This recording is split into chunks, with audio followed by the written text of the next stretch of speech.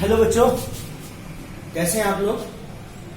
तो बच्चों, last class में हम लोगों ने डिस्कस किया था method of reduction of equipotential points, कि किस तरह से इलेक्ट्रिकल नेटवर्क में, इलेक्ट्रिकल सर्किट में जो प्रिवेलिंग सिमेट्रीज हैं उनको एक्सप्लोर करके हम ये आइडेंटिफाई कर सकते हैं कि सर्किट में, नेटवर्क में कौन कौन से पॉइंट्स जो हैं वो इक्विपोटेंशियल पॉइंट्स हैं, और फिर इक्विपोटेंशियल पॉइंट्स जो हैं उनको हम मर्ज कर सकते हैं। और ये इस तरह से अगर हम इक्विपोटेंशियल पॉइंट्स को सर्किट में रिड्यूस करते जाएं, तो इक्विपोटेंशियल पॉइंट्स को रिड्यूस करने से क्या होगा कि सर्किट जो है वो सिंप्लीफाई होता रहेगा और श्रिंक होता जाएगा, छोटा होता जाएगा ना, और इजिली हम उसको सिंप्लीफाई कर सकते हैं। तो चलिए अब हम वहीं से, उसी पॉइंट से हम इसको आगे फर्दर कंटिन्यू करेंगे। ये वाला जो हमारा लेक्चर है, तो शिफ्ट जो सिमेट्री है उसी को हम आगे बढ़ाते हैं, और जो भी हमने ये जो सिमेट्री के कंसेप्ट डिस्कस किए हैं पिछली क्लास में और इस क्लास में करेंगे, उन पर बेस्ड हम लोग कुछ न्यूमेरिकल एप्लीकेशंस देखेंगे। ठीक है, तो देखिए स्टार्ट करते हैं हम लोग with shifted symmetry. Shifted symmetry क्या होती है? तो अभी देखिए हमने parallel, perpendicular axis symmetry discuss की, पाथ सिमेट्री डिस्कस की। शिफ्टेड सिमेट्री क्या होती है? Let me consider an example for you. मान लीजिए मैं एक ये इलेक्ट्रिकल नेटवर्क कंसीडर कर रहा हूं,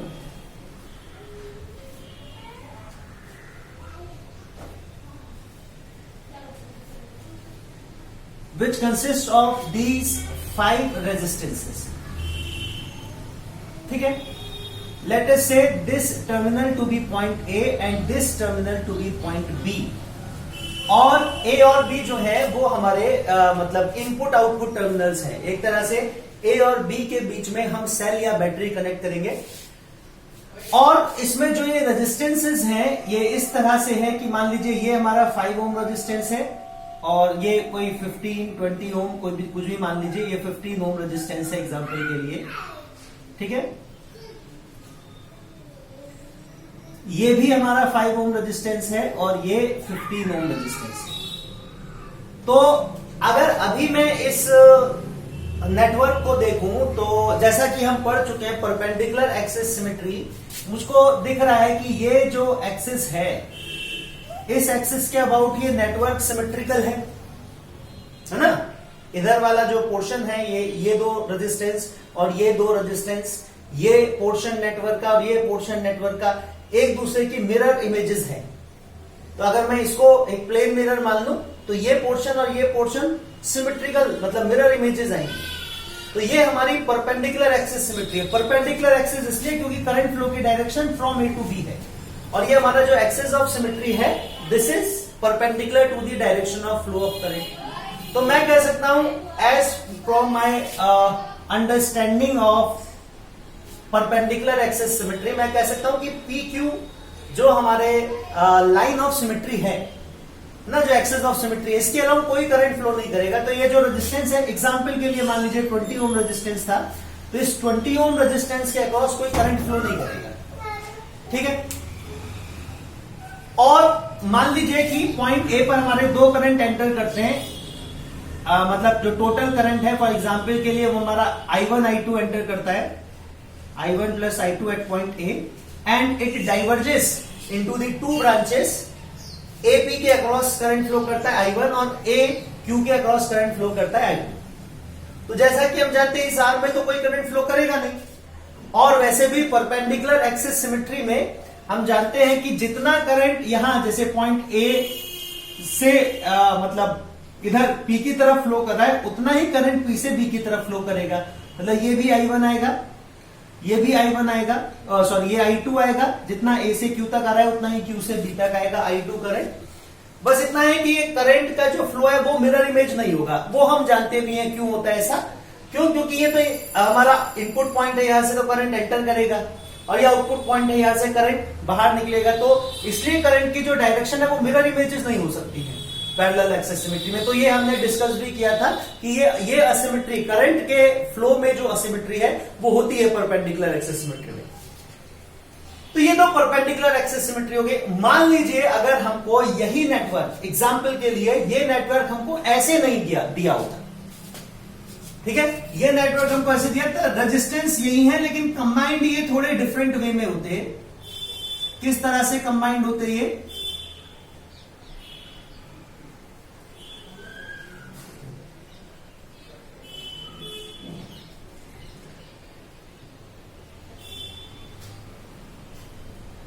ठीक है, मान लीजिए इस तरह से अरेंज है।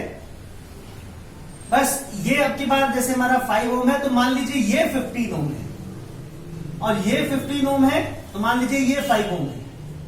ठीक है, तो मैंने क्या किया, ये जो हमारे रेजिस्टेंस थे यहां पर ये 5 ओम और ये 15 ओम, मैंने इनकी वैल्यूज इंटरचेंज कर दी। ठीक है, मैंने इनकी वैल्यूज इंटरचेंज कर दी। जस्ट इसको 5 एम को यहां पे कर दिया, 15 ओम को यहां पर कर दिया। तो अब देखिए क्या चेंजेस आएंगे इसमें। तो अभी हम देखें ये जो नेटवर्क है हमारा, सबसे पहले तो सिमेट्री कैसे प्रिवेल करती है नेटवर्क में। ये जो एक्सिस है हमारा, ये अभी भी एक्सिस ऑफ सिमेट्री है। ठीक है, ये अभी भी एक्सिस ऑफ सिमेट्री है, लेकिन ये एक्सिस ऑफ शिफ्टेड सिमेट्री है ना, ये एक्सिस ऑफ शिफ्टेड सिमेट्री है। अभी ये आपको ध्यान से समझना है कि मैं इसको एक्सिस ऑफ शिफ्टेड सिमेट्री क्यों कह रहा हूं, क्योंकि इस एक्सिस से इधर जो हमारा रेजिस्टेंसेस का अरेंजमेंट है, एक्सिस के दूसरे सिमेट्रिकल पोर्शन में जो रेजिस्टेंस का नेटवर्क है उनकी पोजीशन जस्ट इंटरचेंज हो रही है। जैसे यहां इस ऊपर वाली ब्रांच में ये 5 ओम है ना, नीचे वाली ब्रांच में ये 15 ओम है। तो एक्सिस का जो दूसरा सिमेट्रिकल पोर्शन है हमारा, उसमें ये ऊपर वाली ब्रांच का जो रेजिस्टेंस है ये 15 ओम और नीचे वाली ब्रांच का रेजिस्टेंस 5 ओम। तो जस्ट जो हमारी अरेंजमेंट है रेजिस्टेंसेस का वो शिफ्ट हो गया है ना, वो मतलब वो अरेंजमेंट हमने शिफ्ट कर दिया है। तो एक तरह से जो एक्सिस है इसके अबाउट है तो ये सिमेट्रिकल बट शिफ्टेड है सिमेट्री। ठीक है, तो आप इसको कैसे सिंप्लीफाई करेंगे? अब ये समझ गए ना, शिफ्टेड सिमेट्री का मतलब क्या है कि हमारे ये जो एक्सिस ऑफ शिफ्टेड सिमेट्री है, इससे इधर वाले पोर्शन में, इस सिमेट्रिक पोर्शन में जो रेजिस्टेंस का अरेंजमेंट है, इसके इधर वाले पोर्शन में रेजिस्टेंस का अरेंजमेंट शिफ्ट कर दिया गया है ना, इंटरचेंज कर दी गई है पोजीशन। ठीक है, जैसे ये एक तरह से क्रॉस मल्टीप्लाई करते हैं तो उस केस में तो ये जैसे सिमेट्रिकल आएंगे, लेकिन वैसे अगर अरेंजमेंट देखा जाए, जैसे ये 5 ओम तो यहां पे 15 ओम, ये 15 ओम तो यहां पे 5 ओम, तो ये शिफ्टेड सिमेट्री का केस कहलाएगा। अब इसको हम सिंप्लीफाई कैसे करेंगे? तो देखिए यहां पे हम करंट के डिस्ट्रीब्यूशन को यूज करेंगे to simplify this type of network.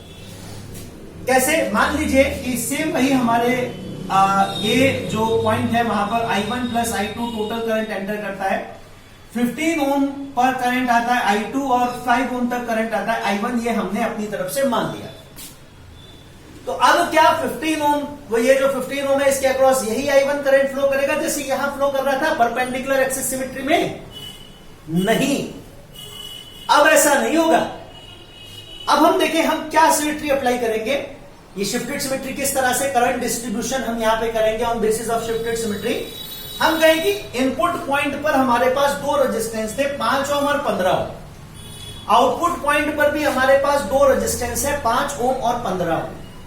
ठीक है, तो और जितना टोटल करंट हमारा इनपुट पॉइंट से डाइवर्ज हो रहा है उतना ही टोटल करंट आउटपुट पॉइंट पे कन्वर्ज होना चाहिए। तो अगर 5 ओम से करंट I1 डाइवर्ज हो रहा है पॉइंट ए से, 0.5 ओम से मतलब 5 ओम रेजिस्टेंस से करंट फ्लो कर रहा है I1, तो 5 ओम से जो हमारा आउटपुट पॉइंट है वहां पे भी कितना करंट पहुंचना चाहिए? I1 पहुंचना चाहिए। ठीक है, और इसी तरह से अगर यहां से करंट डाइवर्ज हो रहा है I2 15 ओम रेजिस्टेंस से, तो आउटपुट पॉइंट पर भी 15 ओम से कितना करंट कन्वर्ज होना चाहिए पॉइंट बी पर? I2। तो ये हमने सिमेट्री अप्लाई की है, ये हमने शिफ्टेड सिमेट्री की बेसिस पर जो करंट का डिस्ट्रीब्यूशन है वो इस सिमेट्रिकल किया है कि यहां पर 15 ओम से I2 है तो यहां पे भी 15 ओम से I2 करंट एंटर करेगा पॉइंट बी पर। यहां पर A से 5 ओम के across I1 current outward flow कर रहा है तो यहां पे भी 5 ओम से B पॉइंट पर I1 करंट ही एंटर करेगा। ठीक है, तो ये शिफ्टेड सिमेट्री। अच्छा यहां पे देखिए, अगर मैं इसको लिख लूं पॉइंट P और पॉइंट Q, तो इसको आप बिल्कुल परपेंडिकुलर एक्सिस सिमेट्री की तरह ना ले ना, पॉइंट P और पॉइंट Q का पोटेंशियल अब बराबर नहीं होगा, और यहां पे जो करंट है वो भी जीरो नहीं आएगा, कुछ फाइनाइट करंट फ्लो करेगा। भाई यहां पे करंट कुछ फ्लो करेगा तभी तो I1 करंट I2 में कन्वर्ट होगा, या ये I2 जो है ये I1 के बराबर होगा, है ना। तो there will be some current between P and Q। Current in the arm PQ will also not be equal to zero. जैसा परपेंडिकुलर एक्सिस सिमेट्री में होता है ऐसा यहां नहीं होगा, यहां पे भी PQ आर्म के अक्रॉस भी कुछ करंट फ्लो करेगा, ठीक है।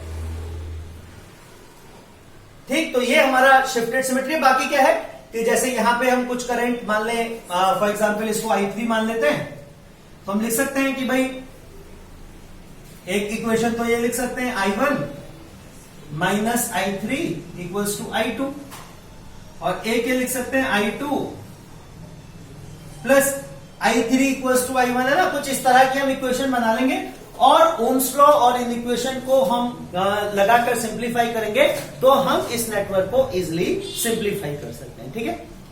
तो चलिए, अब ये तो हमारा पूरा एक तरह से जो भी जितनी तरह की सिमेट्री नेटवर्क में हो सकती थी वो मैंने आपके साथ डिस्कस की। अब नेक्स्ट है कि ये जो भी हमने कंसेप्ट पढ़ा है symmetry prevailing in electrical networks and how to identify the equipotential points on basis of these symmetries, and how to reduce the electrical network by merging the equipotential points, by reducing the equipotential point, and how to simplify the electrical network. Let us start with some numerical applications based on these concepts, okay?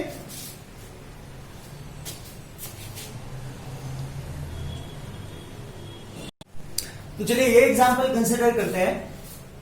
हमको ये network दे रखा है और कह रखा है कि each resistance in network is capital R, हर एक रेजिस्टेंस की वैल्यू कैपिटल R है, और हमको इस रेजिस्टेंस का, इस नेटवर्क का इक्वलेंट रेजिस्टेंस बताना है between the points M and M dash. ये मानते हुए कि पॉइंट M और M डैश के बीच में हम बैटरी कनेक्ट कर रहे हैं, करंट के जो फ्लो की डायरेक्शन है वो MM डैश लाइन के अलॉन्ग आएगी, ठीक है।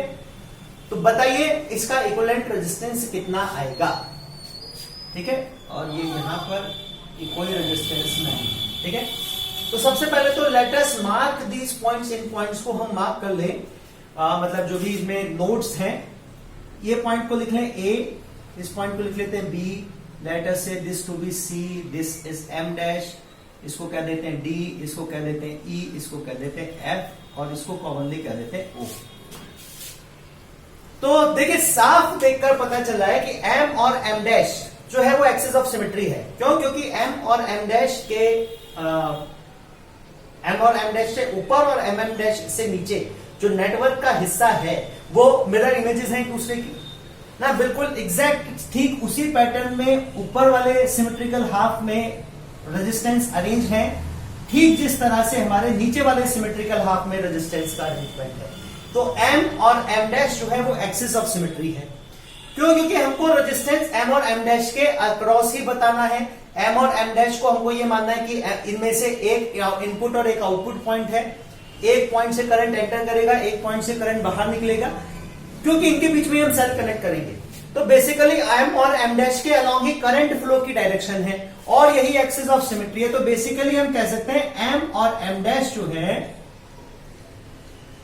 is axis of parallel symmetry, है ना। This network has parallel axis symmetry about this axis MM dash। अच्छा, फिर फर्दर अगर मैं मान लीजिए एक हाइपोथेटिकल लाइन B से E तक ड्रॉ करूं, है ना, ये मतलब नेटवर्क में नहीं है लेकिन मैं अपनी तरफ से ये लाइन कंसीडर कर रहा हूं, तो मैं देखूं कि BE के अलॉन्ग भी ये नेटवर्क जो है सिमेट्रिकल है। This network is also symmetrical about BE। क्यों? क्योंकि BE से इधर और BE से इधर भी सिमेट्रिकल अरेंजमेंट है रेजिस्टेंस का, जैसा यहां पर अरेंजमेंट है M टू A एक रेजिस्टेंस A टू B, ठीक उसी तरह से एक B टू C और एक C टू M डैश, एक रेजिस्टेंस A टू O, एक रेजिस्टेंस C टू O। है ना। ठीक इसी तरह से इस पोर्शन का और इस पोर्शन का मतलब मिरर इमेजेस हैं। बी ई पर अगर हम एक प्लेन मिरर रख दें तो इधर वाला पोर्शन उसका इधर वाले पोर्शन का जस्ट मिरर इमेज अपीयर होगा। तो हम ये भी कह सकते हैं कि circuit is also symmetric, circuit also has perpendicular axis symmetry, इसमें परपेंडिकुलर एक्सिस सिमेट्री भी है। Perpendicular axis symmetry about line B E, है ना। तो चलिए देखिए, सबसे पहले तो हम इसको रिड्यूस करना शुरू करते हैं। तो क्योंकि पैरेलल एक्सिस सिमेट्री है तो हम कह सकते हैं कि B and E, B E are equipotential points, B और ई आर इक्विपोटेंशियल पॉइंट्स हैं, बी और ई इक्विपोटेंशियल पॉइंट्स हैं। क्यों? क्योंकि सिमेट्रिकल पॉइंट्स हैं। एक्सिस ऑफ सिमेट्री पर, पैरेलल एक्सिस ऑफ सिमेट्री के दोनों तरफ सिमेट्रिकल पॉइंट्स हैं बी और ई। इसी तरह से ए और एफ और सी और डी भी, है ना। A and F are equipotential points and C and D are equipotential points. समझ रहे ना, ए और एफ सिमेट्रिकल है, सी और डी सिमेट्रिकल है। तो हम इन पॉइंट्स को आपस में मिला सकते हैं। ये इक्विपोटेंशियल पॉइंट्स हैं इस नेटवर्क में, तो इनको आप एक ही पॉइंट पे मर्ज कर सकते हो, इनका पोटेंशियल बराबर है। आ रही है बात समझ में? तो कर लीजिए फोल्ड। तो फोल्ड करें अगर हम, तो मान लीजिए मैं इस नेटवर्क को वापस रीड्रॉ करूं फोल्ड करके। तो ये दो पॉइंट है हमारा एम, ठीक है। ये तो बात आपको समझ में आई गई होगी। इसको मैं थोड़ा सा रब कर देता हूं जरा, क्योंकि रिड्यूस करके हमको डायग्राम बनाना पड़ेगा ना कई बार, तो मे भी हो सकता है हमारे पास जगह कम पड़ जाए बोर्ड पे। तो इसलिए बात तो समझ में आ गई आपकी ना। बी और ई इक्विपोटेंशियल है क्योंकि सिमेट्रिकल है, पैरेलल एक्सिस ऑफ सिमेट्री के दोनों तरफ सिमेट्रिकल पॉइंट्स है। तो यहां पर पोटेंशियल भी बराबर होगा और करंट का डिस्ट्रीब्यूशन भी एक जैसा होगा। ऐसे ही ए और एफ पर भी करंट का डिस्ट्रीब्यूशन भी सिमेट्रिकल होगा और पोटेंशियल भी सिमेट्रिकल आएगा, same for C and D. तो हम इसलिए इसको पैरेलल एक्सिस ऑफ सिमेट्री के अबाउट इस नेटवर्क को फोल्ड कर रहे हैं। ये हिस्से को ऊपर वाले हिस्से के साथ मिला रहे हैं, बी और ई को साथ चिपका रहे हैं, ए और एफ को साथ चिपकाएंगे, सी और डी को साथ चिपकाएंगे। तो देखिए इसको फोल्ड करने पर ये सर्किट हमारा रिड्यूस होकर कैसा आ जाएगा।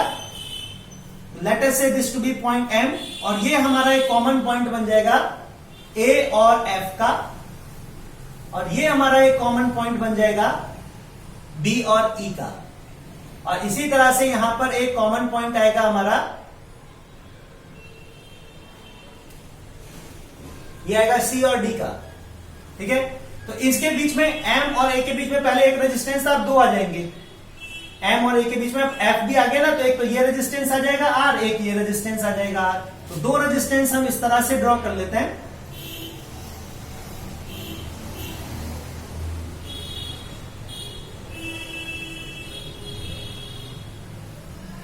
ठीक, एक ये आर, एक ये आर। इसी तरह से ए टू एफ मतलब ए टू बी एक रेजिस्टेंस था और एफ टू ई था, तो बी और ई को मिलाने पर ये भी हमारे पास दो रेजिस्टेंस आ जाएंगे यहां इनके बीच में।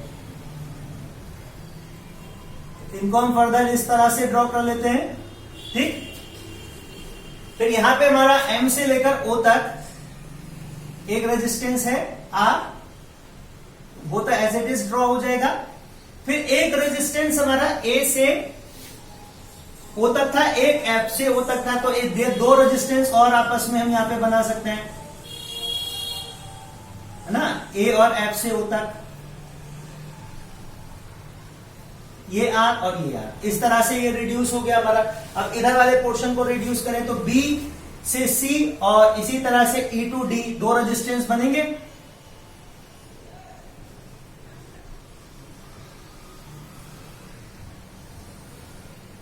आर और आर दो रेजिस्टेंस आ गए हमारे।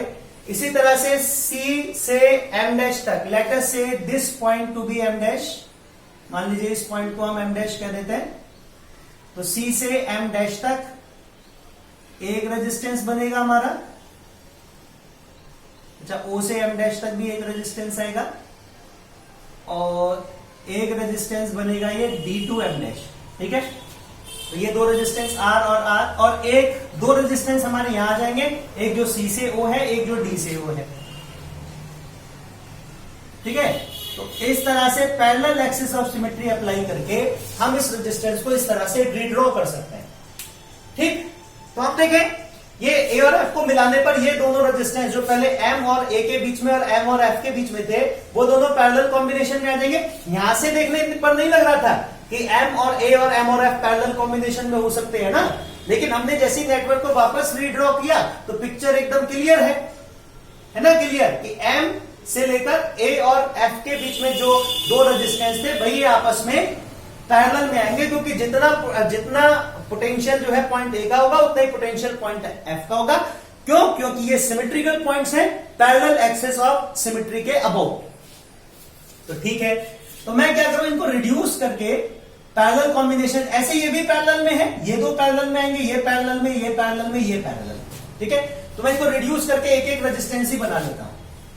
मान लीजिए इसको हमने रिड्यूस किया तो ये हमारा R और R का पैरेलल कॉम्बिनेशन में कितना आएगा, चलिए ये भी कर लीजिए, R into R square upon R plus R 2R होता है ना, R equivalent in parallel combination R1 R2 upon R1 plus R2, तो R into R square R1 plus R2, R plus R 2R आ जाएगा। तो देखिए कितना आएगा, यह आएगा R/2, R equivalent of two equal resistance of R value each कितना आएगा R/2।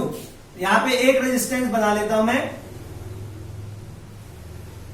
R/2 का। ठीक है, इसी तरह से ये दोनों पैरेलल कॉम्बिनेशन में कितना हो जाएगा R/2।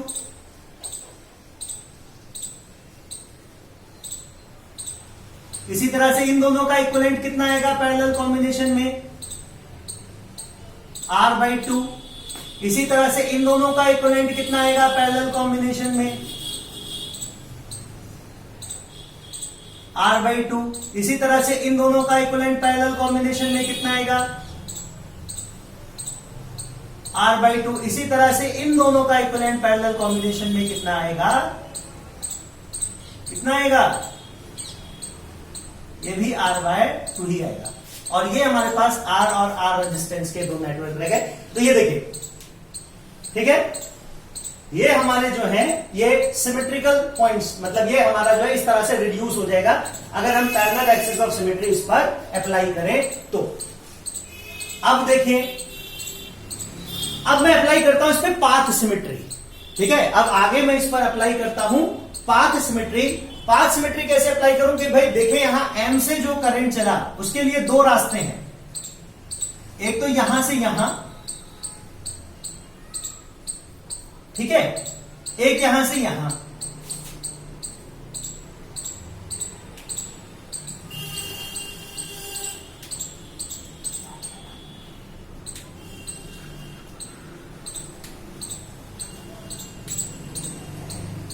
ठीक है, चलिए मान लीजिए यहां इस पॉइंट पर हमारा जो करंट एंटर कर रहा है पॉइंट M पर वो है I1 प्लस I2, जिसमें से I1 करंट तो जा रहा है M से AF की तरफ और I2 करंट जा रहा है M से O की तरफ। ठीक है, तो यहां पे हम देखें M डैश की तरफ, यहां पे भी हमारे पास दो रेजिस्टेंस हैं, एक R/2 का, एक R का। यहां पे भी हमारे पास पॉइंट ऑफ डाइवर्जेंस पर A से जहां पर करंट एंटर कर रहा था वहां पे भी ये दो पाथ डाइवर्ज हो रहे थे, एक जिसका रेजिस्टेंस R/2 है, एक जिसका रेजिस्टेंस R है। और जो हमारा आउटपुट पॉइंट है वहां जहां पर करंट कन्वर्ज होगा वहां पर भी हमारे पास दो ही रेजिस्टेंस है R/2 और R। तो भाई जितना R/2 में डाइवर्ज हुआ था उतना ही R/2 से कन्वर्ज होना चाहिए, कितना I1। जितना R से डाइवर्ज हो रहा है, जितना यहाँ पे है R में करंट I2, उतना ही इस R से एंटर करना चाहिए M डैश में I2, है ना। तो उसके बेसिस पर देखें तो अगर यहां से करंट I1 आएगा, I2 आएगा, देखिए यहां पे करंट I2 आएगा इधर से और यहां पर भी I2 ही फ्लो करेगा। इसका मतलब इस आर्म के अक्रॉस, इस आर्म से यहां पर ना तो कुछ करंट एंटर होगा ना ही कुछ करंट इस आर्म में वापस जाएगा। ठीक है, तो ऐसा नहीं कि इस आर्म का करंट यहां पर फ्लो नहीं करेगा, लेकिन यह कि इन दोनों का करंट यहां पर क्या कहेंगे, कन्वर्ज नहीं होगा कि कुछ करंट इस ब्रांच से इस ब्रांच में आ जाए या कुछ करंट यहां से यहां चला जाए। ये एक तरह से बिल्कुल सेपरेट ब्रांचेस की तरह एक्ट करेंगे। लग रहा है ना सिमेट्री देख के कि जैसे करंट यहाँ पे डाइवर्ज हुआ था वैसे ही करंट यहाँ पे कन्वर्ज होना चाहिए। तो उसकी बेसिस पे तो यहां पर अगर I2 करंट आया था तो यहां से भी M डैश में I2 करंट ही एंटर करना चाहिए।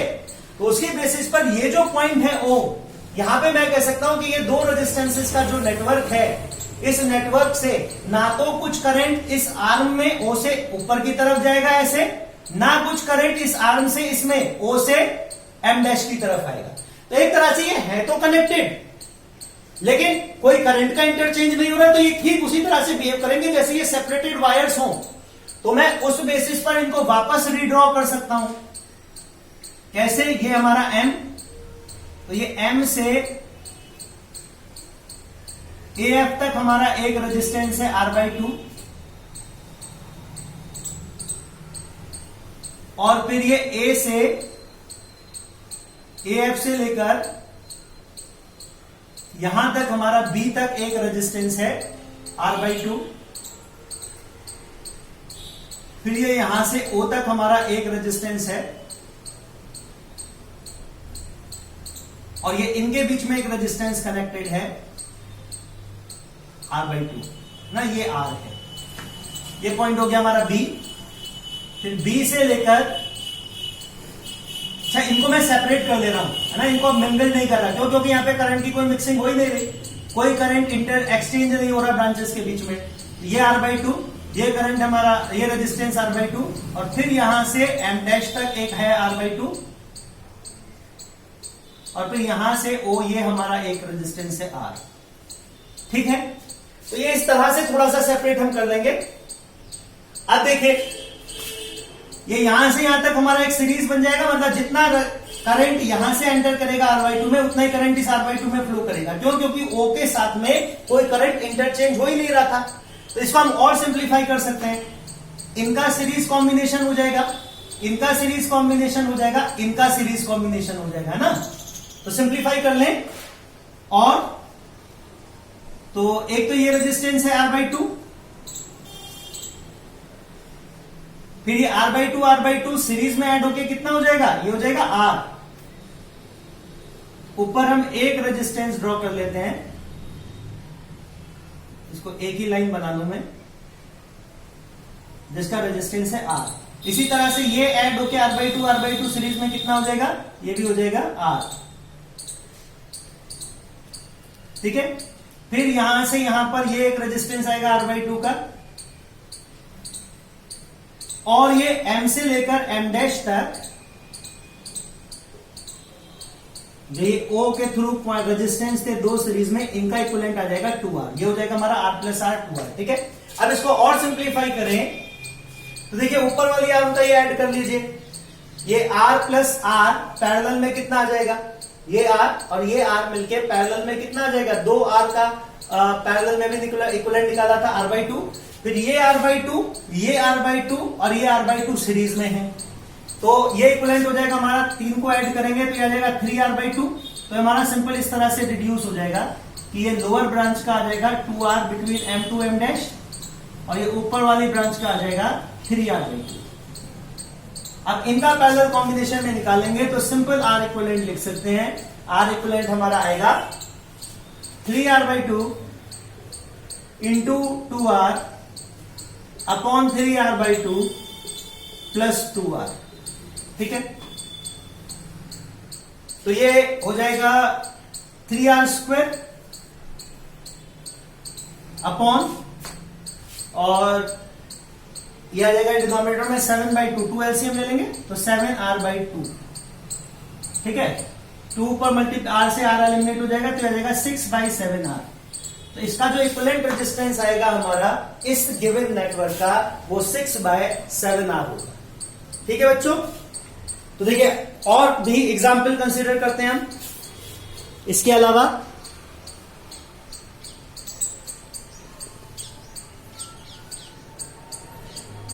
अच्छा, यही बच्चों जो क्वेश्चन हम लोगों ने किया है इस तरह से, इसमें हम इसको डिफरेंट मतलब अप्रोच से भी सिंप्लीफाई कर सकते हैं। जैसे क्या करें, देखिए यहां तक तो हमने इसको सिंप्लीफाई किया, यहां तक तो रहने दीजिए। आगे मैंने आपको ये जो बताया यहां पर पॉइंट, कि on basis of path symmetry या on basis of symmetry of current distribution मैंने इन पॉइंट्स को यहां से डिटैच कर दिया था। ये नहीं भी करूं मैं तो भी मैं परपेंडिकुलर एक्सिस सिमेट्री अप्लाई करके इससे आगे इसको सिंप्लीफाई कर सकता हूं। कैसे, वो देखिए। ठीक है, मतलब दूसरी अप्रोच फॉलो कर रहे हैं, सेम यही क्वेश्चन है ना, लेकिन we are trying a different approach to solve it. तो हम देखें, जैसे हमने बात की है बी और ई हमारा परपेंडिकुलर एक्सिस सिमेट्री है ना। ये जो बी और ई है हमारा, ये परपेंडिकुलर एक्सिस सिमेट्री है, मतलब बी और ई के अक्रॉस इस डायरेक्शन में कोई करंट फ्लो नहीं करेगा। प्लस ये भी हम जानते हैं from the aspects of perpendicular axis symmetry कि जो परपेंडिकुलर एक्सिस ऑफ सिमेट्री पे जो भी पॉइंट्स लाई करेंगे उन सबका पोटेंशियल सेम होता है, उन हम सबको सम पॉइंट्स को मर्ज कर सकते हैं which lie on perpendicular axis symmetry. Parallel axis symmetry पर आने वाले पॉइंट्स का पोटेंशियल सेम नहीं होता है। इनको हम मर्ज कर सकते हैं, किसको, बी को, ओ को और ई को मैं मर्ज कर सकता हूं। तो मैं क्या करूं, चलिए ई तो मैंने ओवरलैप कर ही दिया, बी के साथ मर्ज कर ही दिया। अब मैं यहां पर आगे जाके बी और ओ को भी आपस में कंबाइन कर दूं। तो मैं इसको और कैसे, ये करंट का डिस्ट्रीब्यूशन आप छोड़िए, करंट का डिस्ट्रीब्यूशन अब की बार हम करंट का सिमेट्रिकल डिस्ट्रीब्यूशन नहीं ले रहे, अब हम परपेंडिकुलर एक्सिस सिमेट्री अप्लाई करके इसको आगे सॉल्व करेंगे। ठीक है, तो देखिए कैसे कर सकते हैं। तो ये हमारा पॉइंट मान लीजिए एम, मैं इसको फर्दर रीड्रॉ कर रहा हूं रिड्यूस करके on applying perpendicular axis symmetry. हमारा रेजिस्टेंस है एम और ये है हमारा एम से लेकर ओ तक आर। अब देखिए मैं पॉइंट बी को यहां पर मिलाऊंगा तो ये रेजिस्टेंस तो हमारा है ही आर बाई टू, कौन सा, ए एफ और ओ के बीच में, प्लस बी भी यहीं पर आ गया ऊपर, तो ये एक रेजिस्टेंस आर बाई टू यहीं और बनाना पड़ेगा हमको, है ना। ये एक resistance R by to value का यहीं लग जाएगा। ये हमारी आर्म जो है घूम के यहीं आ गई, तो ये मैंने यहीं ड्रॉ कर ली।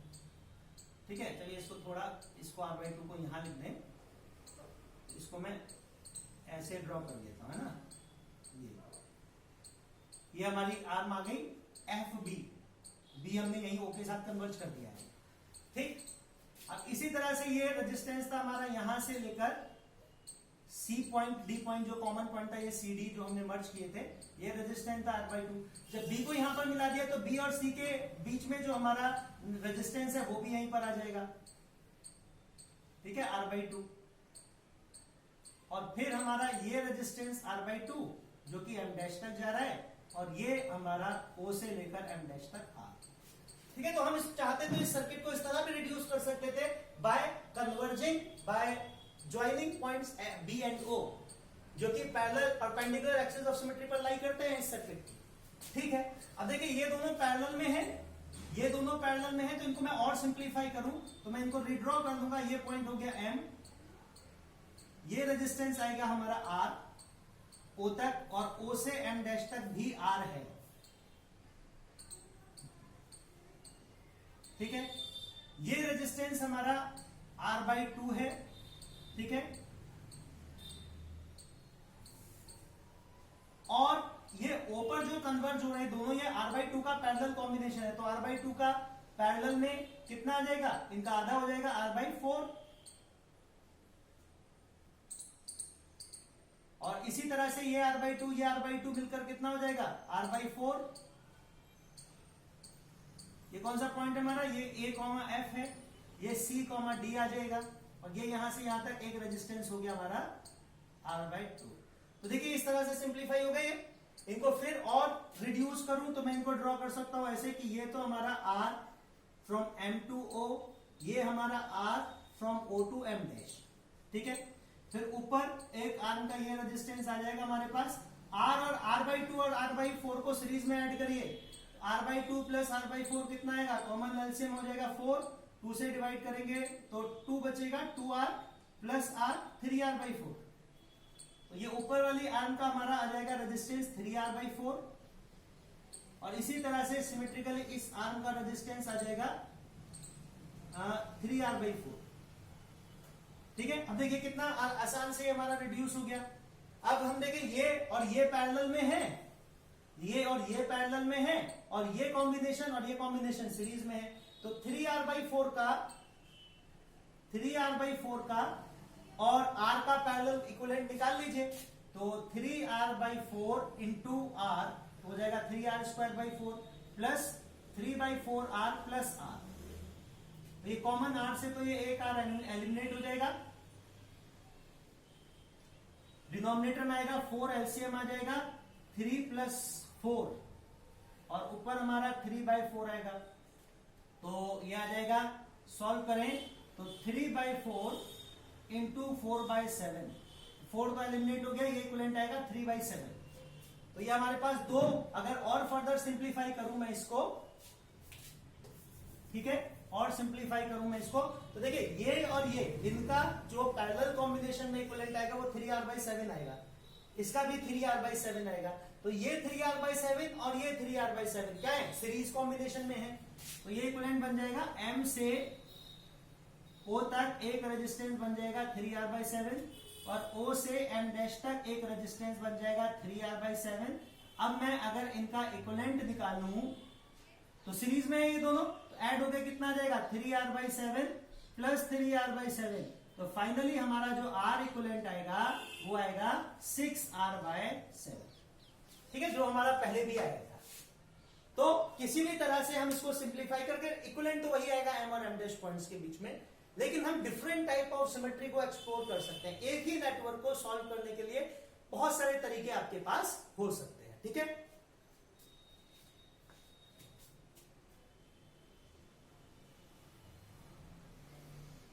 तो अगला क्वेश्चन जो हमको करना है वो ये है, ये हमको इलेक्ट्रिकल नेटवर्क दे रखा है और हमको इसका इक्विवेलेंट रेजिस्टेंस बनाना है between points A and B, ठीक है। ये मानते हुए कि इनमें A और B में एक हमारा इनपुट पॉइंट है जहां से करंट एंटर करेगा इस सर्किट में, एक आउटपुट पॉइंट है जहां से करंट बाहर निकलेगा, मतलब A और B में से एक हाई पोटेंशियल एक लो पोटेंशियल पॉइंट ले लेगा। तो अगर मान लीजिए A और B के बीच में हम सेल कनेक्ट करते हैं और तो फिर अगर A हमारा A और B टर्मिनल है, A और B के बीच में करंट निकालना है, तो मतलब करंट के फ्लो की direction from A to B आएगी, ठीक है। Current will flow in this direction from A to B। Example के लिए A अगर हमारा हाई पोटेंशियल हुआ तो करंट A से एंटर करेगा और B लो पोटेंशियल हुआ तो B से बाहर निकलेगा, ठीक है। तो हम सर्किट को अगर क्लोजली ऑब्जर्व करें तो देखिए सर्किट में पैरेलल एक्सिस सिमेट्री भी है अबाउट AB।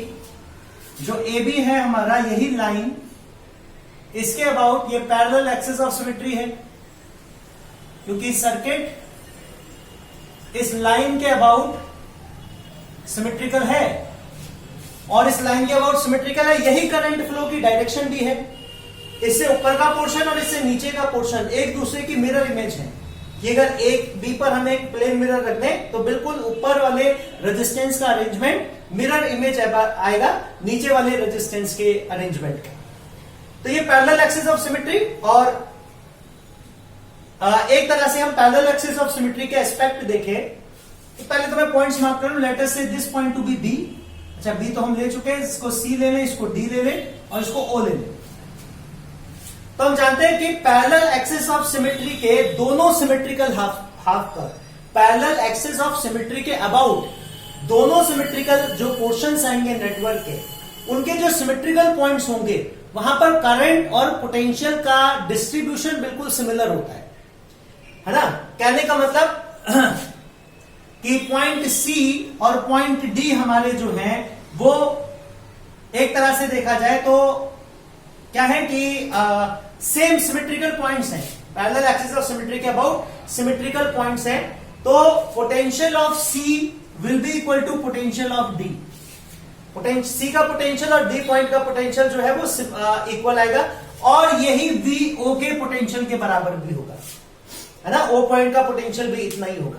तो करंट का डिस्ट्रीब्यूशन भी पॉइंट सी पर और पॉइंट डी पर एक ही जैसा आएगा।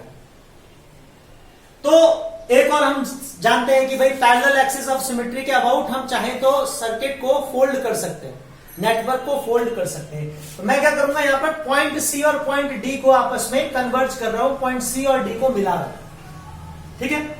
अच्छा चलिए उससे पहले ये भी देखें हम कि सर्किट में परपेंडिकुलर एक्सिस सिमेट्री भी है, क्योंकि अगर मैं ये लाइन ले लूं CD, तो CD भी एक्सिस ऑफ सिमेट्री है इस नेटवर्क के लिए।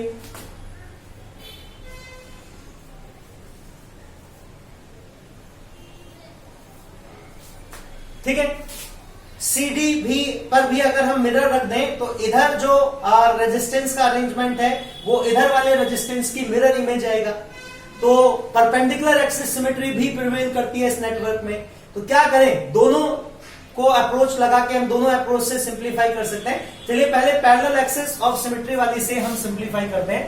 तो हम इस एक्सिस को पैरेलल, मतलब इस नेटवर्क को, इस सर्किट को पैरेलल एक्सिस ऑफ सिमेट्री के अबाउट फोल्ड कर लेते हैं। तो C और D पॉइंट को मैं क्या है, मर्ज कर रहा हूं। मैं पॉइंट C और D को मर्ज कर रहा हूं। तो पॉइंट C और D को मैं अगर मर्ज करूं तो इसको हम इस तरह से ड्रॉ कर सकते हैं, रीड्रॉ इस तरह से कर सकते हैं कि ये हमारा पॉइंट A और let us say this to be point C। तो A से C और D को जब मैं मर्ज करूंगा तो ये C और D कॉमन पॉइंट आ जाएगा। तो दो रेजिस्टेंस आ जाएंगे, पहले A to C और A to D, ये मर्ज होके दोनों पैरेलल कॉम्बिनेशन में आ जाएंगे। तो इसको हम इस तरह से बना लें, A to C एक रेजिस्टेंस हो गया हमारा, एक A to D आ गया। ठीक है, फिर ये हमारा पॉइंट O है, पॉइंट CD और O के बीच में एक रेजिस्टेंस है R।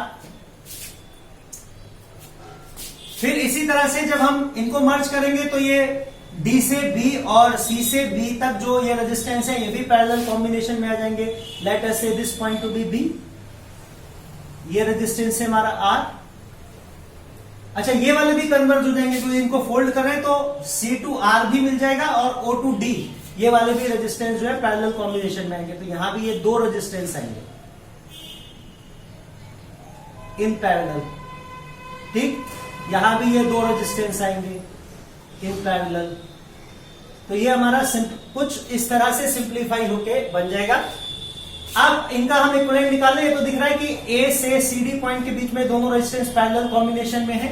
मतलब वैसे देखने पे नहीं लग रहा था कि ये रेजिस्टेंस और ये रेजिस्टेंस पैरेलल में आएंगे, ये रेजिस्टेंस और ये रेजिस्टेंस पैरेलल में आएंगे, और ये रेजिस्टेंस और ये रेजिस्टेंस पैरेलल में आएंगे। तो चलिए अब तो दिख रहा है। तो मैं सिंप्लीफाई करूं तो ये हो जाएगा R और R, ये हो जाएगा हमारा इक्विवेलेंट R/2।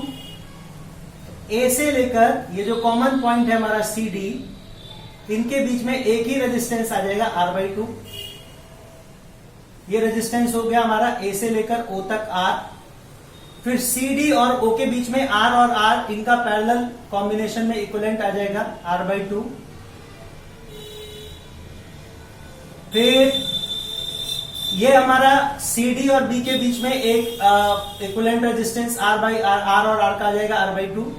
फिर O से और B के बीच में एक रेजिस्टेंस आ जाएगा हमारा R। ठीक, तो इस तरह से सिंप्लीफाई होके हमारा नेटवर्क बन जाएगा। ये पॉइंट A, ये O, ये B। अच्छा, यहां पे मैं चाहूं तो वो जो हमारा करंट सिमेट्री है वो अप्लाई कर सकता हूं, पाथ सिमेट्री। कि अब देखिए इस तरह से यहां इस नेटवर्क में देखें कि मान लो टोटल करंट हमारे पास जो पॉइंट A से एंटर करता है वो है I1 प्लस I2, जिसमें से इस आर्म के अक्रॉस गया करंट I1, इस आर्म के अक्रॉस गया करंट I2। तो यहां पर जो ये करंट डाइवर्ज हो रहा है, I1 तो जा रहा है R/2 के अक्रॉस और I2 जा रहा है R के अक्रॉस। इसी तरह से हमारा जो पॉइंट ऑफ कन्वर्जेंस है लो पोटेंशियल B, जहां पर पॉइंट आके कन्वर्ज होगा, वहां पे भी दो रेजिस्टेंस है, एक R/2 और एक R। तो ऑन बेसिस ऑफ सिमेट्री हम कह सकते हैं कि अगर यहां पर R2 के अक्रॉस गया था करंट I2, तो यहां पे भी R से कितना करंट एंटर करना चाहिए, I2। और यहां पे भी R/2 से कितना करंट एंटर करना चाहिए, I। ठीक है, अगर हम ऐसा कहें तो भाई इसका मतलब यहां पर कोई भी करंट का एक्सचेंज नहीं हो रहा है, और यहां भी I1 गया था, यहां से भी I1 आ रहा है, मतलब यहां भी करंट का कोई एक्सचेंज नहीं हो रहा है। इसका मतलब इस R/2 आर्म के अक्रॉस कोई करंट फ्लो नहीं करेगा। दिख रहा है ना कि भाई सिमेट्री तो यही कहती है। यहां पे इधर भी अरेंजमेंट जैसा है, ये हमारी परपेंडिकुलर एक्सिस ऑफ सिमेट्री होगी ना, इधर का अरेंजमेंट और इधर का अरेंजमेंट बिल्कुल एक जैसा है। तो ये बीच वाला जो रेजिस्टेंस है, यहां जो करंट आएगा, जो इस आर्म के अक्रॉस करंट आएगा ACD के अक्रॉस, वही CD से B के अक्रॉस आना चाहिए। जो A से O के अक्रॉस आएगा वही O से B के अक्रॉस आना चाहिए। On basis of path symmetry हम ऐसा कह सकते हैं। तो मतलब R/2 जो रेजिस्टेंस है हमारा, ये इनइफेक्टिव है, इसको हम हटा सकते हैं, क्योंकि यहां पर ना तो यहां पर कोई करंट इंटरचेंज हो रहा है इन आर्म्स के बीच में, ना यहां पर कोई करंट इंटरचेंज हो रहा है इन आर्म्स के बीच में, तो इसको हम रिमूव कर सकते हैं। तो रिमूव करेंगे तो ये सिंप्लीफाई होके क्या बन जाएगा हमारा, एक तो रेजिस्टेंस हो गया R/2 ये, फिर एक रेजिस्टेंस ये हो गया R/2, और फिर एक ये हमारा यहाँ पे R ये हो गया पॉइंट O तक, और R ये हो गया पॉइंट O से B तक, ये A ये B, ये हो गया पॉइंट लेटर से O, और ये हो गया C और D कॉमन पॉइंट्स। ठीक है, तो देखिए ये सिंप्लीफाई हो गया, क्या बनेगा, ये R/2 सीरीज में आ जाएंगे, और ये R और R सीरीज में आ जाएंगे। तो ये हमारा थोड़ा सा और रिड्यूस कर लें हम, तो ये ऊपर हमारा एक आर्म का रेजिस्टेंस आ जाएगा R/2, और R/2 का सीरीज में हो गया R, यहां R और R का पैरेलल में हो गया 2R। ठीक है, तो A और B के बीच में हमारा ये रेजिस्टेंस आ जाएगा, और इस R और R/2 का, इस R का और सॉरी 2R का इक्विवेलेंट हम निकाले पैरेलल कॉम्बिनेशन में, तो आ जाएगा 2R² upon 3R, R1 R2 upon R1 plus R2, which will be equal to 2/3R। तो इसका हमारा जो इक्विवेलेंट रेजिस्टेंस आएगा R इक्विवेलेंट इस नेटवर्क का, हो जाएगा 2/3R। ठीक है, ठीक। अब देखिए मैं इसको डिफरेंट अप्रोच से भी सिंप्लीफाई कर सकता था। क्या डिफरेंट अप्रोच, मैं इसमें स्टार्टिंग से ही पैरेलल एक्सिस ऑफ सिमेट्री अगर अप्लाई करूं, इसी नेटवर्क में मैं स्टार्टिंग से parallel axis of symmetry apply करूं, तो पैरेलल एक्सिस ऑफ सिमेट्री मुझको दिख रहा है कि भाई CD हमारा पैरेलल एक्सिस ऑफ सिमेट्री है। ये नेटवर्क CD पे अगर हम मिरर रख दें, तो इधर वाला जो अरेंजमेंट है रेजिस्टेंस का, वो इधर वाले अरेंजमेंट के जस्ट सिमेट्रिकल आएगा, मिरर इमेज होगा। तो उसकी बेसिस पर हम जानते हैं कि मान लो अगर इस आर्म के अक्रॉस करंट I1 है, तो करंट का फ्लो तो असिमेट्रिकल होता है कि भाई सिमेट्रिकल, मैंने बताया ना परपेंडिकुलर एक्सिस के अबाउट। मिरर इमेज तो यह है कि यहां से करंट अगर A से C तक आ रहा है तो B से C तक आना चाहिए, लेकिन क्या है करंट क्योंकि high potential to low potential flow करता है, तो B to C तो आ ही नहीं सकता है, इसलिए करंट मिरर इमेज नहीं होता है, करंट असिमेट्रिकल होता है। लेकिन आएगा, कहानी ये रहेगी कि जितना करंट पॉइंट C पर आएगा I1 A से C तक, उतना ही C से B तक जाएगा I1। जितना करंट A से D तक जाएगा, उतना ही करंट D से B तक जाएगा I2। बस जो डायरेक्शन आएगी वो मिरर इमेज नहीं आएगी, लेकिन जितना करंट इस आर्म में है AD में, उतना ही करंट D से B तक फ्लो करेगा, जितना करंट A से C तक फ्लो कर रहा है उतना ही C से B तक फ्लो करेगा। दूसरी बात, फिर परपेंडिकुलर एक्सिस पर लाई करने वाले पॉइंट्स का पोटेंशियल सेम होता है, तो वो मैंने बताया भी था, VC, VD और VO बराबर होंगे। Potential of point C, potential of point O and potential of point D will be equal. अगर C और D का पोटेंशियल, O का पोटेंशियल बराबर है, तो कोई पोटेंशियल डिफरेंस नहीं आएगा इस रेजिस्टेंस के अक्रॉस। तो करंट कितना हो गया इसके अक्रॉस, 0। इसके अक्रॉस भी कोई पोटेंशियल डिफरेंस नहीं आएगा, तो करंट कितना आएगा, 0, क्योंकि V और VD बराबर है, 0 है, तो इन रेजिस्टेंसेस को हम रिमूव कर सकते हैं। तो क्या करें, ये perpendicular axis of symmetry apply करके हम थोड़ा इसको सिंप्लीफाई करें, तो हम इसको ऐसे ड्रॉ कर सकते हैं। ये रेजिस्टेंस R C तक A से, ये रेजिस्टेंस R C से B तक,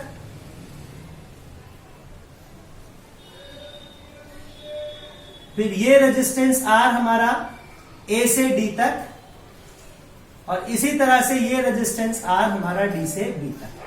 तो देखिए ये जो करंट यहां फ्लो कर रहा है A से C तक, वही फ्लो करेगा C से B तक, तो ये सीरीज में आ जाएंगे। जो करंट A से D तक फ्लो करेगा, वही D से B तक फ्लो करेगा, तो ये सीरीज में आ जाएंगे। तो बहुत ही आसानी से A और B पॉइंट्स के बीच में ये हमारा सर्किट रिड्यूस होके कैसा बन जाएगा, R और R का सीरीज में हो जाएगा इक्विवेलेंट 2R। ठीक है, अच्छा ये बीच में एक आर्म और है हमारी, सॉरी इसको मैं बनाना भूल गया, ये और बना लें, ये हमारी R और ये पॉइंट O है और ये R। ठीक है, क्योंकि ये पॉइंट हमने हटाई दिए दोनों रेजिस्टेंस, तो ये जो करंट इस आर्म के अक्रॉस आएगा वही करंट इस आर्म के अक्रॉस आएगा ना, ये भी मिरर इमेज होगा करंट एक दूसरे का। मान लीजिए यहां पर अगर I3 फ्लो कर रहा है, तो यहां भी I3 फ्लो करेगा, ये भी सीरीज में आ जाएंगे। तो ये हमारे पास 3 आर्म आ जाएंगी, एक 2R की ये ACB, एक 2R रेजिस्टेंस ये आ जाएगा AOB, एक 2R रेजिस्टेंस ये आ जाएगा ADB। और पॉइंट ए और पॉइंट बी के बीच में अगर हम इनका इक्विवेलेंट निकालें पैरेलल का, 3 इक्वल पैरेलल रेजिस्टेंस का इक्विवेलेंट रेजिस्टेंस कितना आ जाएगा? 2R बाय, ठीक है। तो इस तरह भी सिंप्लीफाई कर सकते हैं, ये उससे थोड़ा जल्दी हो गया, है ना। तो बहुत सारे तरीके हैं डिफरेंट मेथड से, क्योंकि हम देखें एक ही नेटवर्क में बहुत तरह की सिमेट्री हमको मिल जाएगी, तो डिफरेंट सिमेट्रीज हम अप्लाई करके जो है इक्विवेलेंट किसी भी गिवन सर्किट का फाइंड आउट कर सकते हैं। ठीक है बच्चों, तो चलिए अब नेक्स्ट क्लास में हम लोग फिर और नए क्वेश्चन के साथ मिलेंगे। ठीक है, तब तक के लिए बाय बाय।